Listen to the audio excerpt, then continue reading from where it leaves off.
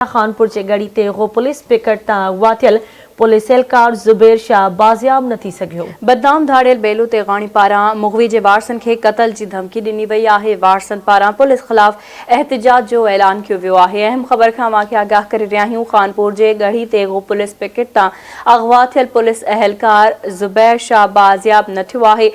बदनाम धाड़ियल बेलू तेगाणी पारां मुग़वी जे वारसन खे क़त्ल जी धमकी बि ॾिनी वई आहे। वारसन पारां पुलिस ख़िलाफ़ एहतिजाज जो ऐलान बि कियो वियो आहे।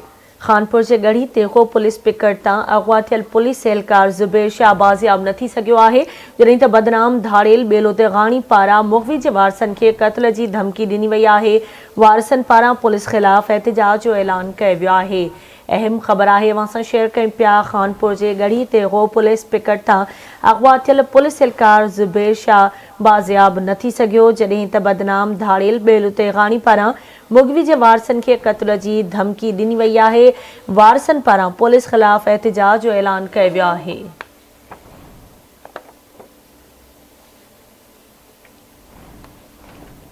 एक भेरो ॿीहर अवांखे अहम ख़बर खां आगाह करे रहिया आहियूं। खानपुर जे गढ़ी ते गो पुलिस पिकेट तां अगवा थियल पुलिस एहलकार ज़ुबैर शाह बाज़ियाब न थी सघियो आहे, जॾहिं त वारसन पारां पुलिस ख़िलाफ़ एहतिजाज करण जो ऐलान कियो वियो आहे।